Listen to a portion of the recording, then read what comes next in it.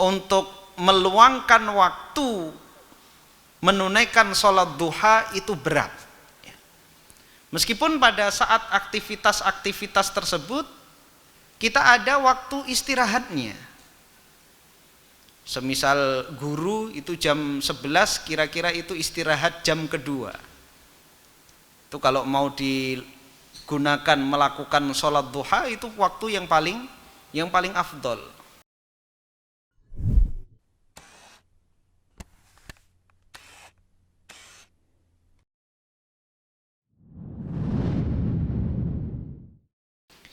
Kita telah selesai pada pembahasan sholat tarawih. Sekarang kita menginjak sholat sunnah berikutnya, yaitu sholat duha. Ad-duha indal fuqaha'i ma baina irtifa'i syamsi ila zawaliha. Duha adalah waktu menurut ulama ahli fikih di antara setelah meningginya matahari 1 tombak sampai zawal, yaitu sebelum masuk zuhur. Itulah waktu duha. Fadlu salatid duha thabatat ahaditsu katsiratun fadluha, wa min dzalika keutamaan salat duha. Banyak sekali hadis-hadis yang menunjukkan tentang keutamaannya. Di antaranya yang pertama hadis Abi Dzar radhiyallahu anhu qala Rasulullah sallallahu alaihi wasallam yusbihu ala kulli sulama min ahadikum sadaqah. Hadis yang diriwayatkan oleh Abu Dzar radhiyallahu an, ia mengatakan Rasulullah sallallahu alaihi wasallam bersabda, di pagi hari diwajibkan mengeluarkan sedekah untuk setiap persendian salah seorang di antara kalian. Jadi seluruh sendi yang kita miliki di seluruh tubuh ini wajib kita sedekahi. Dan dalam riwayat yang lain disebutkan bahwa manusia memiliki 360 sendi. Jadi dia harus bersedekah untuk 360 sendinya. Fakullu tasbihatin sedekah, maka setiap bacaan tasbih ia bernilai sedekah. Wa kullu tahmidatin sedekah, setiap kali bacaan tahmid bernilai sedekah. Wa kullu tahlilatin sedekah, setiap tahlil bernilai sedekah. Wa kullu takbiratin sedekah, setiap bacaan takbir bernilai sedekah.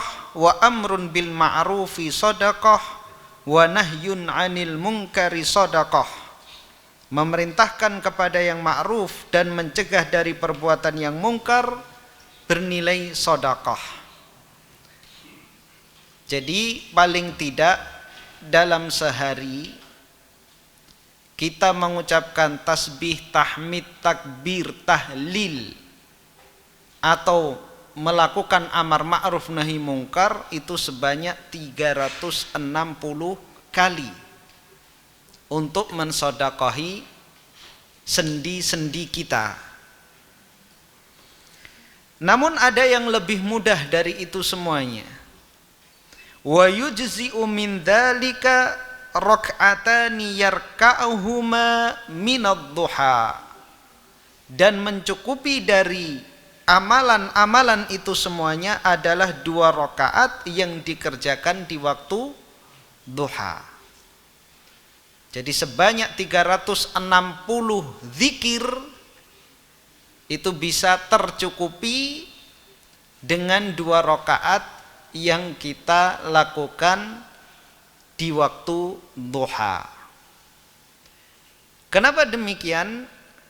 Karena zikir itu amalan hati dan lisan saja. Adapun salat itu adalah amalan hati, amalan lisan, dan amalan seluruh anggota badan. Ketika kita mengerjakan salat, maka seluruh persendian kita dari takbiratul ihram sampai salam itu semuanya kita gerakkan. Dan semua pergerakan sendi-sendi di saat salat itu bernilai pahala. Dia berpahala. Ketika kedua tangan kita angkat, lisan kita, bibir kita, mulut kita bertakbir Allahu Akbar. Kemudian kita bersedekap. Kemudian kita membaca doa iftitah, Al-Fatihah. Kemudian surat yang mudah bagi kita. Kemudian ruku. Kita angkat kedua tangan kita turunkan badan kita, punggung kita bergerak. Maka sendi yang bergerak dari berdiri tegak kemudian ruku itu pun mendapatkan pahala. Kemudian bangkit dari ruku, kemudian turun sujud, lebih banyak lagi persendian yang bergerak. Dan persendian yang paling banyak bergerak yaitu di saat kita turun sujud. Kemudian di saat duduk, kemudian berdiri lagi, ruku, iktidal, sujud, kemudian duduk tasyahud akhir, kemudian salam, semuanya bergerak, termasuk leher pun bergerak. Maka semua pergerakan tersebut adalah ibadah dan itu mencukupi untuk mensedekahi 360 sendi yang kita miliki. Hadis yang kedua, An Buraidata anna Rasulullah sallallahu alaihi wasallam qala, dari Buraidah radhiyallahu an bahwasanya Rasulullah sallallahu alaihi wasallam bersabda, fil insani sittuna wa thalathu mi'ati mifsalin, pada setiap manusia terdapat 360 sendi. Alaihi an yatasaddaqa an kulli mifsalin minha sadaqah, diwajibkan atasnya untuk mensodakohi setiap sendi darinya. Qalu, para sahabat bertanya, famanil ladzi yutiqu ya Rasulullah, siapa yang mampu untuk melakukan itu wahai Rasulullah? Qal, Nabi sallallahu alaihi wasallam bersabda, an-nukhamatu fil masjidi yadfanuha, mengubur air liur di dalam masjid, maka ia bernilai sedekah. Kita ketahui masjid di zaman Nabi sallallahu alaihi wasallam itu dari tanah. Maka untuk menghilangkan kotoran, salah satunya adalah dengan mengubur kotoran tersebut. Maka apabila kita menjumpai kotoran di masjid, kemudian kita bersihkan, maka kita mendapatkan nilai sedekah. Awi syai'a yunahihi anit tariq, atau dia mendapatkan sesuatu yang mengganggu di jalan, dia singkirkan, maka itu berpahala sedekah. Fa illam yakdir fa rak'atad duha tujzi'u anhu, maka jika dia tidak mampu, terkadang amalan sederhana tapi kita merasa berat, menyingkirkan gangguan di jalan. Ketika kita mengendarai kendaraan melihat ada batu di pinggir jalan, ini bisa membahayakan pengguna jalan, bahkan juga orang yang berjalan di trotoar. Karena jika tertabrak mobil, Bisa jadi batu tersebut akan terlempar mengenai orang di pinggir jalan atau mengenai kaca mobil yang lain. Apabila kita berhenti kemudian menyingkirkan batu tersebut, kita mendapatkan pahala di sisi Allah Subhanahu wa taala. Namun terkadang jarang di antara kita yang mampu melakukannya. Padahal kita juga nggak buru-buru, ya. Pulang paling juga tidur, pulang paling main HP. Tapi untuk berhenti itu terasa berat. Maka hal-hal yang seperti ini yang kita berat melakukannya, maka bisa kita ganti dengan melakukan sholat duha. Jadi kalau ada tadi dahan, ada ranting menghalangi jalan, kita lewati saja, yang penting kita selamat. Itu kan prinsip kita. Penting nggak mengganggu saya. Perkara mengganggu orang lain nggak peduli. Padahal terkadang sederhana. Ada genangan air di teras masjid. Itu kalau anak lari-lari atau ada orang tua yang kurang peka bisa terpleset dan jatuh. Kalau kita bersihkan sebentar saja itu pahalanya besar. Namun jarang di antara kita yang mampu melakukannya atau yang mau melakukannya.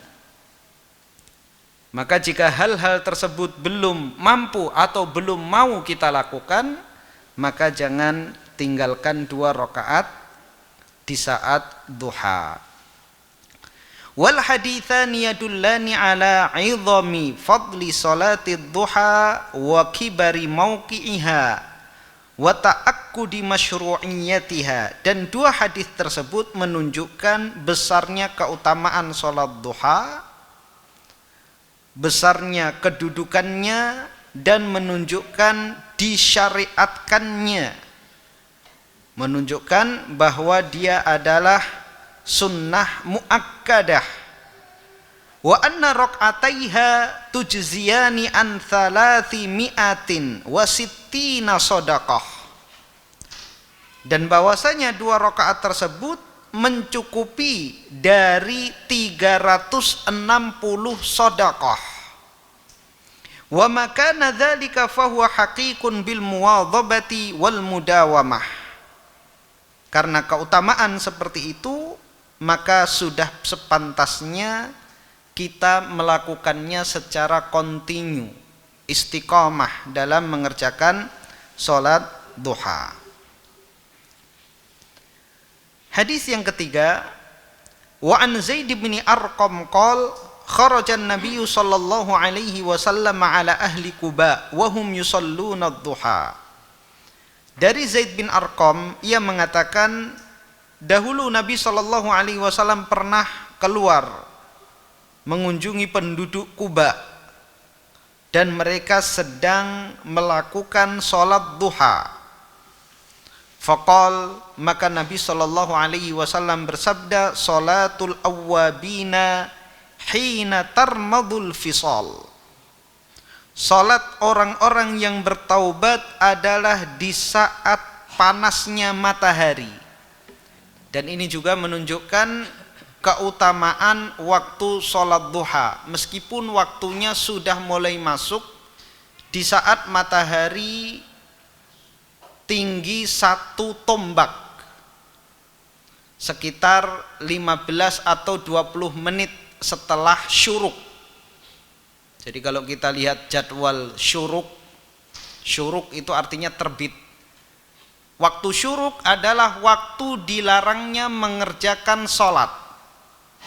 Di antara waktu dilarang mengerjakan sholat itu adalah waktu syuruk.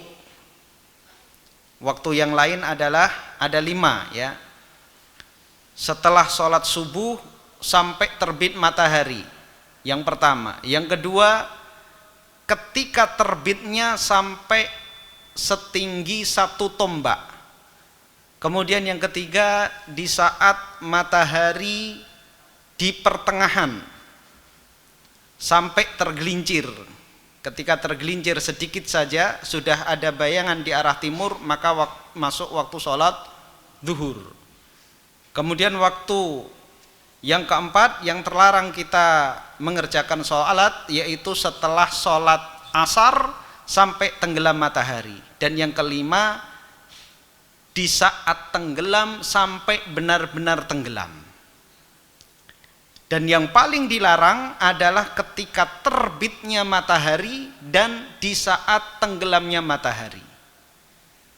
Karena ibadah di saat tersebut menyerupai ibadah orang-orang musyrik yang menyembah matahari.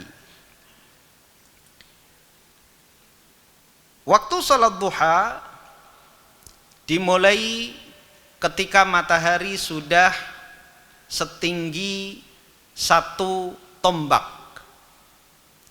Kemudian yang paling afdol hina tarmadul fisol, ketika kerikil di padang pasir itu sudah mulai memanas dan anak onta mulai kepanasan. Jadi anak-anak onta itu biasa bermain, lari, kejar-kejaran, dan itu sifat anak-anak kecil ya, tidak hanya pada manusia, pada binatang pun yang anak-anak sifatnya juga kekanak-kanaan. Anak sapi, anak kambing, anak kucing, anak anjing, itu kalau kecil lebih aktif, lebih lincah. Berbeda dengan induknya, dia akan lebih tenang. Di saat musim panas, anak-anak unta tersebut ketika matahari mulai memanas, maka dia akan berlindung di bawah badan induknya karena kakinya sudah tidak kuat lagi. Kalau kita pernah melakukan umroh di musim panas ya, pada bulan Juli atau Agustus, di siang hari kita menginjakkan kaki tanpa alas di siang hari di pelataran Masjidil Haram atau di tengah padang pasir, itu bisa melepuh kaki kita. Ya, jangankan kita, anak onta saja tidak kuat. Ya. Kalau induknya sudah kuat, maka dia berlindung di bawah induknya. Maka saat anak-anak onta tersebut berlindung di bawah induknya, itulah saat yang paling afdol kita melakukan sholat duha. Kira-kira antara jam 11-an ya. Jam 11 itu panas-panasnya matahari, dan tentunya semakin memanas. Kenapa demikian? Pahalanya lebih besar karena memang masyaqqah, kesulitannya lebih daripada kita lakukan di pagi hari sebelum aktivitas. Ya, ketika kita habis sholat subuh duduk, kemudian menunggu waktu syuruk, kemudian kita tunggu sampai 1/4 jam kita sholat, itu lebih ringan daripada ketika kita sudah keluar masjid, kita melakukan aktivitas di luar, bekerja dan lain sebagainya. Untuk meluangkan waktu menunaikan sholat duha itu berat. Meskipun pada saat aktivitas-aktivitas tersebut kita ada waktu istirahatnya. Semisal guru itu jam 11, kira-kira itu istirahat jam kedua. Itu kalau mau digunakan melakukan sholat duha, itu waktu yang paling afdol. Tapi terkadang tidak, justru digunakan untuk istirahat, ngobrol ya, karena penat dengan kegiatan, ngobrol lebih mengasyikkan, sehingga waktu berlalu begitu saja tanpa adanya ibadah yang dia lakukan. Terlebih aktivitas-aktivitas yang lainnya, berdagang ya, lagi banyaknya pembeli, tentu berat kita menghentikan untuk menunaikan sholat duha ya. Jangankan sholat duha, sholat wajib saja kadang kita ulur-ulur karena aktivitas dunia kita. Maka karena beratnya kesulitan waktu tersebut, pahalanya lebih besar. Kemudian hadis yang keempat, wa an Jubair bin Nafir an Abi Darda wa Abi Dzar an Rasulillah sallallahu alaihi wasallam.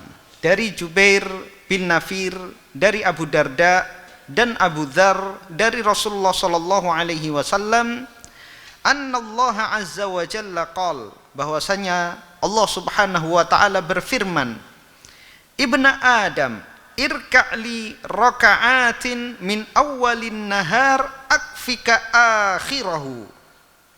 Wahai anak Adam, kata Allah,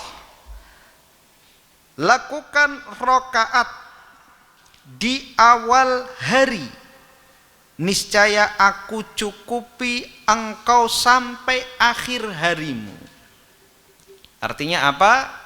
Pahala diberikan secara penuh kepada kita jika kita memulai hari kita dengan melakukan sholat duha. Hadis yang kelima, wa an Abdullah bin Amrin qol, ba'atha Rasulullah sallallahu alaihi wasallam sariyatan faghanamu wa asra'ur raj'ah.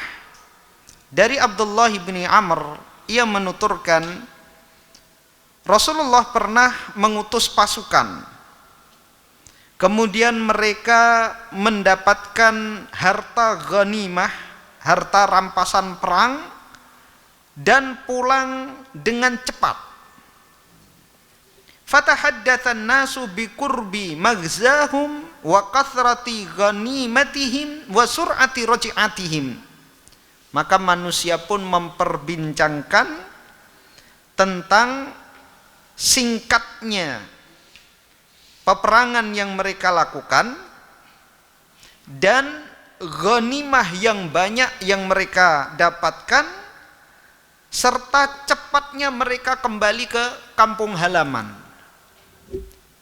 Jadi manusia pada kagum ya, dengan perolehan ghanimah yang banyak namun diperoleh dalam waktu yang singkat. Hanya sebentar pulang mendapatkan ghanimah yang banyak. Faqala Rasulullah sallallahu alaihi wasallam, maka Rasulullah sallallahu alaihi wasallam bersabda, ala adullukum ala aqrabi minhum maghza wa aktsaru ghanimatan wa awsyaku raj'ah. Maukah aku tunjukkan kepada kalian peperangan yang paling singkat, yang lebih singkat dan lebih banyak ghanimahnya dan paling cepat pulangnya. Man tawadda'a thumma ghada ilal masjidi li subhati duha fahuwa aqrabu minhum maghza wa aktsaru ghanimatan wa awsyaku raj'atan.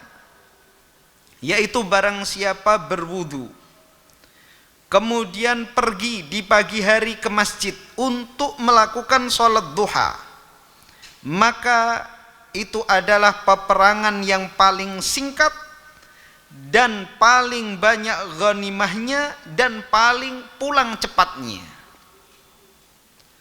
Peperangan terlebih di zaman dahulu tidak cukup perjalanan 1 hari. Mereka harus keluar mengendarai onta. Sementara pergi ke masjid hanya butuh waktu beberapa menit saja.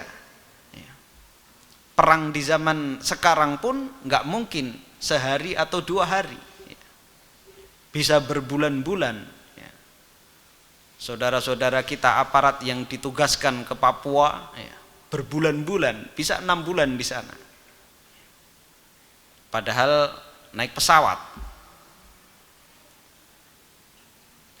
Peperangan yang lebih singkat, dan kata Nabi Shallallahu Alaihi Wasallam ghanimahnya lebih besar, adalah kita berwudu kemudian pergi di pagi hari ke masjid melakukan sholat sesuai dengan kemampuan atau kemauan kita, ya, minimal 2 rakaat, kemudian pulang. Itu lebih singkat dari apa yang dilakukan oleh orang-orang yang berperang di jalan Allah dan ghanimahnya lebih banyak. Hadis-hadis itu semuanya menunjukkan tentang keutamaan sholat duha. Kemudian pembahasan berikutnya adalah hukmu sholatid duha, hukum sholat duha. Ikhtalafa ahlul ilmi fi hukmi sholatid duha ala sittati aqwalin aqrabuha thalathatun. Para ulama berselisih pendapat tentang hukum sholat duha menjadi 6 pendapat. Jadi dari keutamaan-keutamaan yang kita sebutkan, ternyata para ulama mereka berselisih pendapat menjadi 6 pendapat, dan yang paling masyhur adalah 3 pendapat. Pendapat yang pertama adalah sunnah dilakukan secara mutlak dan terus menerus. Pendapat yang kedua, disunnahkan melakukan kadang-kadang dan terkadang tidak melakukannya. Jadi justru sunnahnya menurut pendapat yang kedua adalah dilakukan kadang-kadang, tidak kontinu. Berbeda dengan sholat witir, ulama sepakat bahwa disunnahkan untuk kontinu, istiqomah melakukannya. Pendapat yang ketiga, hanya disunnahkan jika ada sebabnya. Kita akan bahas satu persatu dan dalil dari masing-masing 3 pendapat tersebut. Pendapat yang pertama, tustahabbu mutlaqa wa yustahabbul muwadhabatu 'alaiha wa huwa madhhabul jumhuri khilafan lil Hanabilati. Disunnahkan secara mutlak dan disunnahkan untuk kontinu melakukannya, dan ini merupakan madhab jumhur ulama, merupakan pendapat mayoritas para ulama, menyelisihi pendapat madhab Hambali. Dan hujjah mereka yang pertama, umumul ahaditsil mutaqaddimati fi fadli salatid duha wa khususan hadithu yusbihu ala kulli sulama min ahadikum shadaqah. Yang pertama adalah keumuman hadis-hadis yang telah lalu yang kita sebutkan dari 5 hadis tentang keutamaan salat duha. Terkhusus adalah hadis yang pertama tadi, yusbihu ala kulli sulama min ahadikum shadaqah. Setiap pagi hari diwajibkan atas salah seorang di antara kalian untuk mensedekahi setiap persendian yang dia miliki. Ini menunjukkan bahwa kita dianjurkan untuk mensedekahi setiap sendi yang kita miliki itu setiap hari, tidak kadang-kadang. Yusbihu ala kulli sulama min ahadikum shadaqah. Di pagi hari diwajibkan atas salah satu di antara kalian untuk mensedekahi persendian yang dia miliki. Ini menunjukkan bahwa kita dianjurkan, diperintahkan agar mensedekahi setiap persendian yang kita miliki. Yang kedua, haditsu Abi Hurairah taqal. Hadis Abu Hurairah, ia mengatakan, ausani khalili bithalathin siyami thalathati ayyamin min kulli syahrin wa rak'atay duha wa an utira qabla an arqud. Abu Hurairah mengatakan, kekasihku mewasiatkan kepadaku, yaitu Rasulullah sallallahu alaihi wasallam, dengan 3 perkara. puasa 3 hari setiap bulan. Yang kedua, 2 rakaat duha. Dan yang ketiga, agar aku melakukan sholat witir sebelum aku tidur. Hadis ini jelas menunjukkan bahwa Nabi SAW memerintahkan kepada Abu Hurairah agar senantiasa kontinu melakukan 3 hal ini. Puasa 3 hari pada setiap bulan, sholat duha, dan selalu witir sebelum tidur.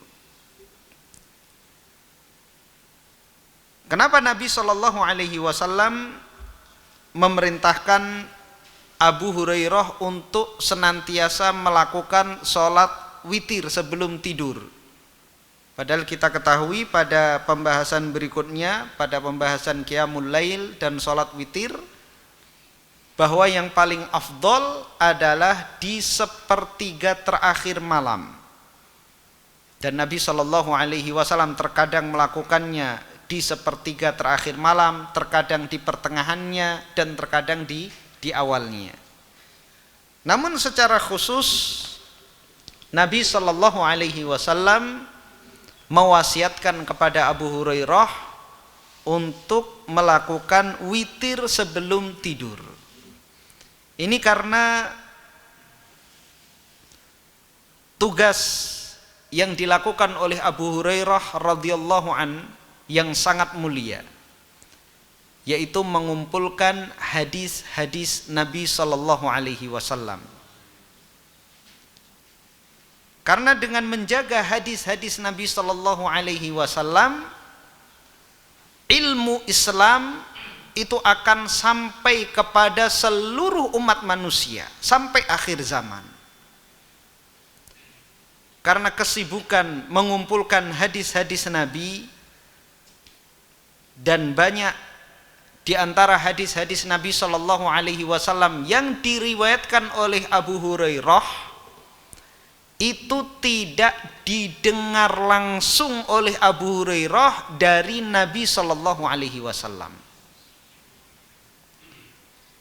Makanya Abu Hurairah,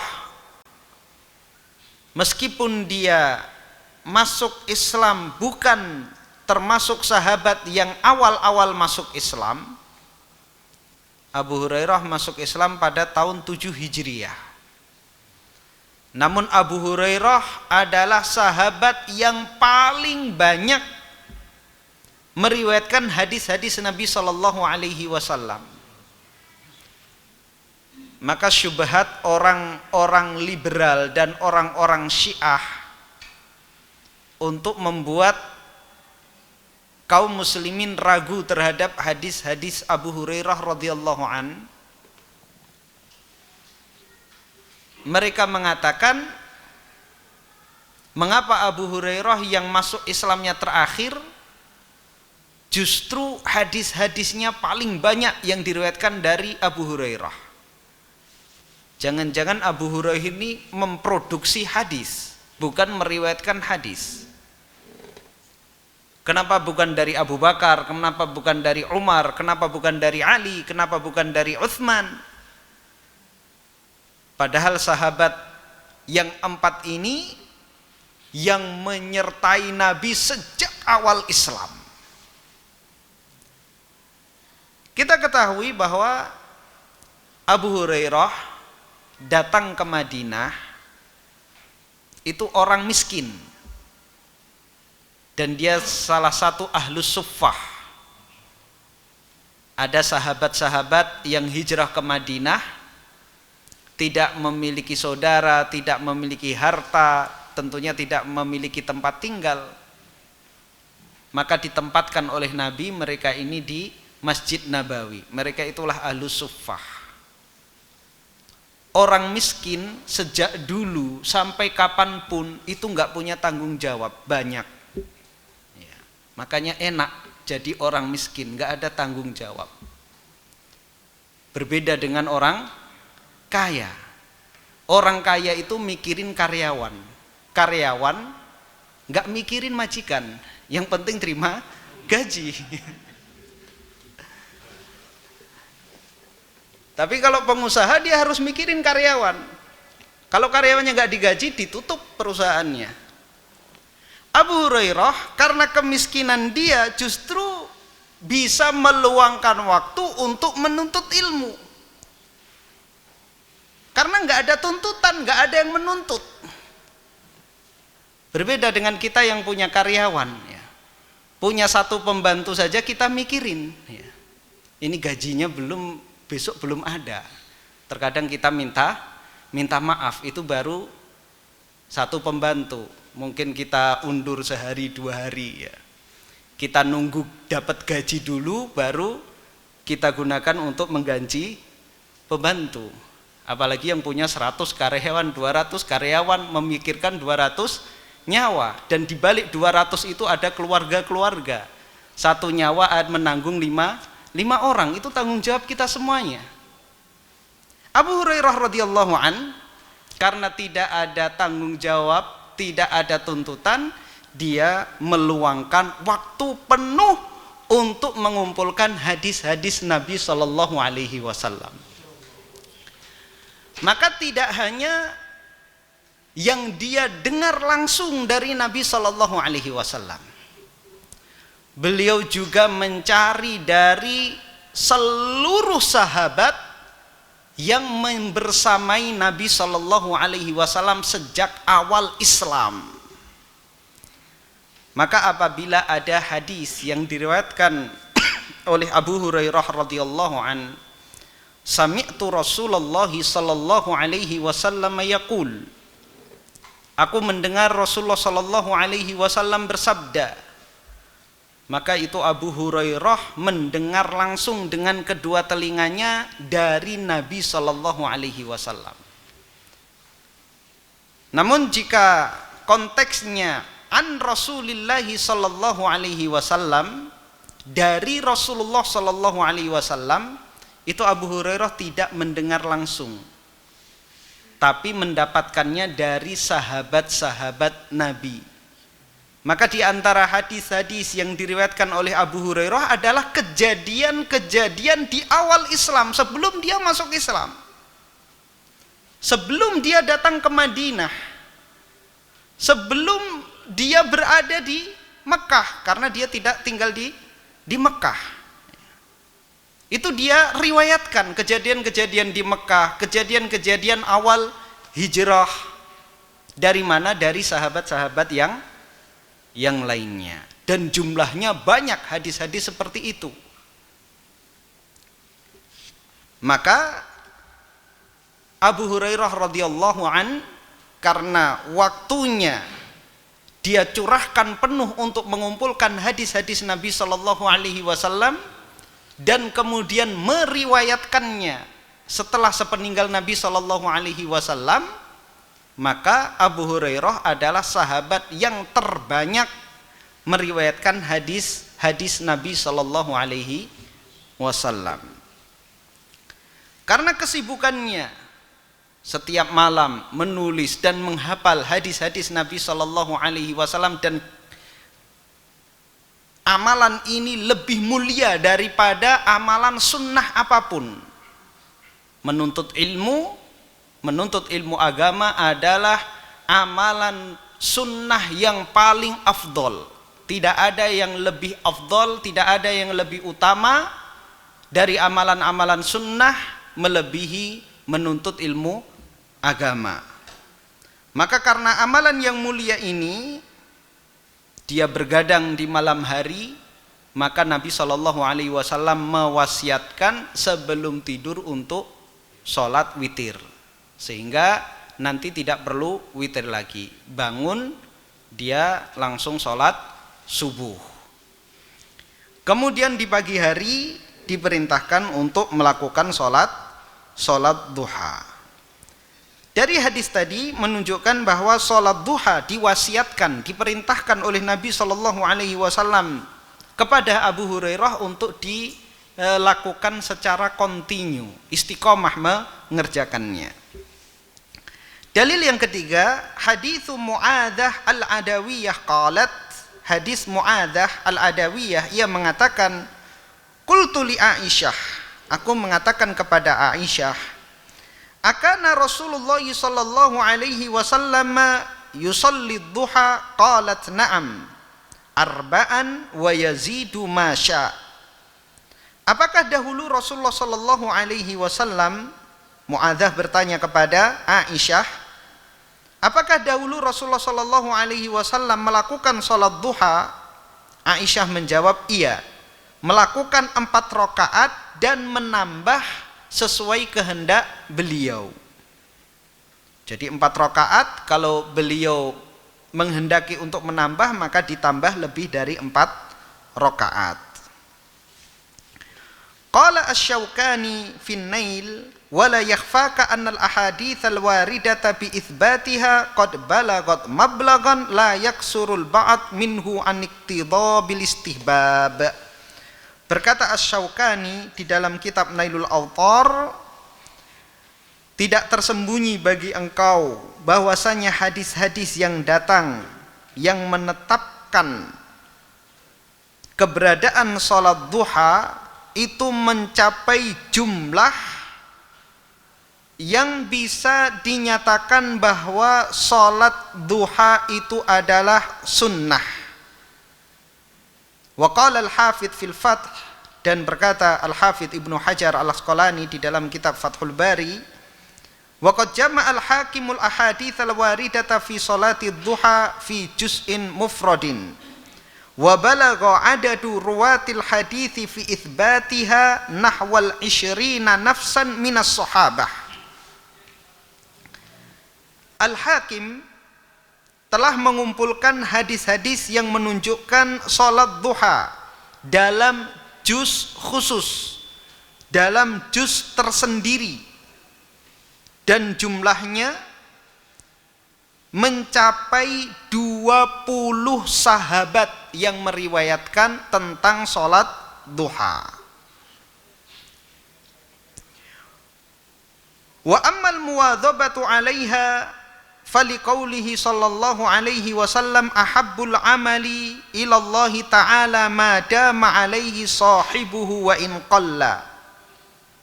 Kemudian yang keempat, dalil tentang disyariatkannya melakukan secara kontinu dari dalil keumuman dalil yang lain. Nabi sallallahu alaihi wasallam bersabda, amalan yang paling dicintai oleh Allah adalah yang kontinu dilakukan oleh pelakunya meskipun sedikit. Jadi amalan apapun yang paling afdol itu adalah yang kontinu. Seorang melakukan sholat witir 3 rakaat setiap malam, dia tidak pernah bolong melakukannya, maka itu lebih afdol daripada yang melakukan 11 rakaat tapi kadang-kadang, 3 rakaat tapi terus tidak pernah dia tinggalkan. Itu lebih afdol daripada yang melakukan 11 rakaat tapi kadang-kadang. Seorang melakukan zikir pagi petang, mengambil sebagian saja tapi setiap pagi dan petang dia lakukan, itu lebih utama daripada yang mengambil keseluruhan tapi 1 kali saja. Seorang sodakoh rutin setiap hari 30.000, 10.000, 50.000 sesuai dengan kemampuan dia, rutin dia lakukan setiap hari, lebih afdol daripada yang sodakoh 5 juta tapi sekali seumur hidup. Jadi yang kontinu itu lebih utama daripada yang kadang-kadang. Yang kontinu meskipun sedikit itu lebih baik, lebih afdol, lebih utama daripada yang banyak tapi tidak istiqomah. Silahkan adzan dahulu. Baik, kita lanjutkan. Pendapat yang kedua adalah disunnahkan melakukan terkadang dan terkadang disunnahkan untuk meninggalkannya. Dan ini adalah pendapat pada madhab Hambali. Dalil yang mereka gunakan ada 3. Yang pertama, haditsu Abi Sa'id qol kana Nabi sallallahu alaihi wasallam yusalli duha hatta naqul la yada'uha wa yada'uha hatta naqula la yusalliha. Hadis Abu Sa'id, ia mengatakan dahulu Nabi sallallahu alaihi wasallam melakukan salat duha hingga kami mengatakan beliau tidak meninggalkannya, dan beliau meninggalkannya sampai kami mengatakan beliau tidak melakukannya. Maknanya apa?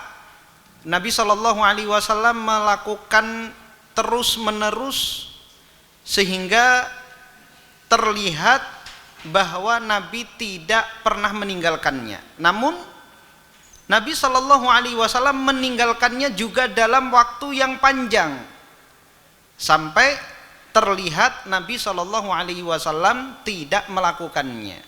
Jadi dari hadis ini dalam mazhab Hambali menilai bahwa sholat duha itu disyariatkannya, disunnahkannya adalah kadang-kadang, tidak kontinu. Namun hadis ini derajatnya dhaif.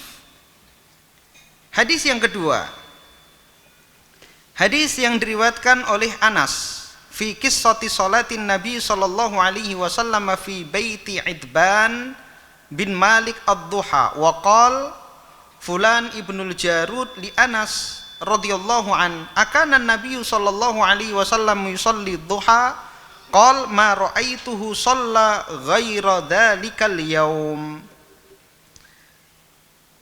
Hadis ini diriwayatkan oleh Al-Imam Al-Bukhari.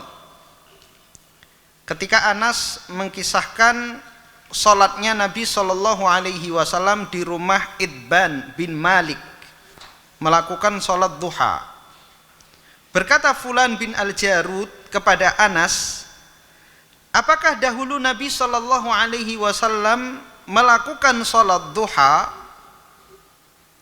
Qal, Anas mengatakan, aku tidak melihatnya sholat melainkan hari itu saja. Jadi Anas kita ketahui bahwa dia adalah salah seorang sahabat yang paling banyak menyertai Nabi Shallallahu Alaihi Wasallam. Karena ketika hijrah Nabi Shallallahu Alaihi Wasallam ke Madinah, Ummu Anas datang kepada Nabi Shallallahu Alaihi Wasallam membawa anaknya Anas yang saat itu masih kecil, ya, belum balik. Ummu Anas mengatakan, wahai Rasulullah, ini anakku Anas, aku berikan kepada engkau untuk melayani kebutuhanmu. Maka diterima oleh Nabi Shallallahu Alaihi Wasallam dan didoakan oleh Nabi Shallallahu Alaihi Wasallam untuk dipanjangkan usianya, dibanyakkan hartanya, dan diperbanyak keturunannya. Maka Anas panjang umurnya, banyak hartanya, dan banyak anaknya. Karena berkhidmat untuk Nabi Shallallahu Alaihi Wasallam, maka Anas juga salah seorang sahabat yang paling banyak meriwayatkan hadis-hadis dari Nabi Shallallahu Alaihi Wasallam. Meskipun ketika membersamai Nabi, Anas bin Malik itu masih sangat belia, masih sangat muda. Dari hadis yang diriwayatkan oleh Anas tentang sholat duha, ketika dia ditanya oleh Fulan ibnul Jarud, apakah Nabi Shallallahu Alaihi Wasallam melakukan sholat duha? Anas mengatakan, aku tidak melihatnya melakukan sholat duha kecuali hari itu, yaitu di hari ketika Nabi Shallallahu Alaihi Wasallam berkunjung ke rumah Idban bin Malik. Ini menunjukkan bahwa Nabi Shallallahu Alaihi Wasallam tidak terus-terusan melakukannya. karena yang meriwayatkan adalah Anas, dan Anas ini banyak membersamai Nabi Shallallahu Alaihi Wasallam. Kecuali jika yang meriwayatkan adalah sahabat yang jarang berjumpa Nabi Shallallahu Alaihi Wasallam. Semisal yang meriwayatkan sahabat yang tinggal di luar Madinah, berkunjung ke Madinah hanya untuk beberapa keperluan, kemudian kembali lagi ke kampung halamannya. Jika meriwayatkan, aku hanya melihat Nabi sholat duha sehari atau 2 hari, memang dia kebersamaan bersama Nabi hanya beberapa hari saja. Tapi karena yang meriwayatkan hadis ini adalah Anas, yang sejak kedatangan Nabi Shallallahu Alaihi Wasallam hijrah ke Madinah, Anas menjadi pelayan Nabi Shallallahu Alaihi Wasallam dalam banyak hal, termasuk kebutuhan air Nabi Shallallahu Alaihi Wasallam untuk buang hajat, kebutuhan Nabi Shallallahu Alaihi Wasallam untuk berwudu, dan kebutuhan-kebutuhan yang lain. Tentunya akan banyak aktivitas Nabi Shallallahu Alaihi Wasallam yang dilihat, disaksikan oleh Anas. Maka ketika Anas mengatakan aku tidak melihatnya kecuali hari itu saja, ini menunjukkan bahwa Nabi Shallallahu Alaihi Wasallam tidak kontinu melakukan sholat duha. Jika banyak dilakukan, maka Anas tidak akan melihat 1 kali saja. Dan hadis yang kedua ini adalah sahih.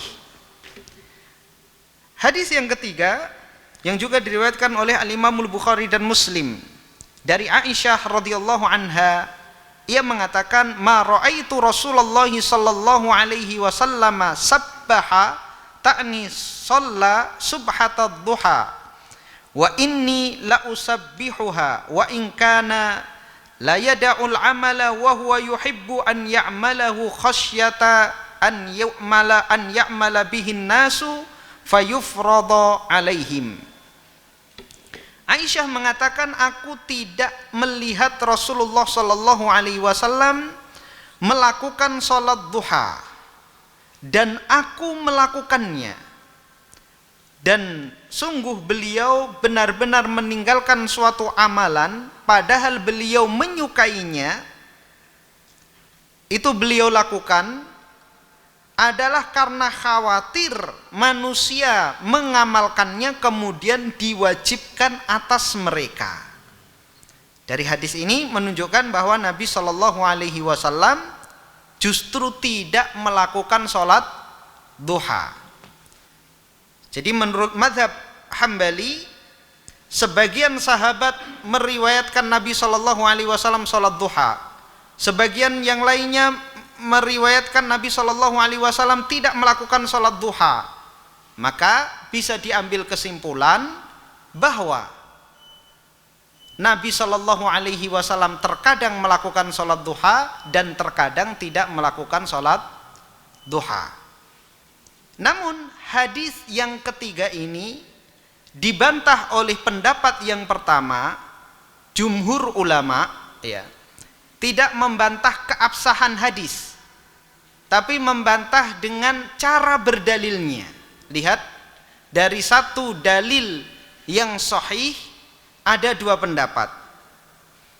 Pendapat mazhab Ahmad bin Hambal, sebagaimana barusan kita jelaskan, sebagian sahabat meriwayatkan, sebagian sahabat meriwayatkan Nabi sholat duha, sebagian meriwayatkan Nabi tidak sholat duha. Ini menunjukkan Nabi terkadang melakukannya, terkadang tidak. Namun justru pendapat pertama yang mengatakan bahwa sholat duha tetap disunnahkan untuk dilakukan dengan kontinu juga dari hadis Aisyah ini.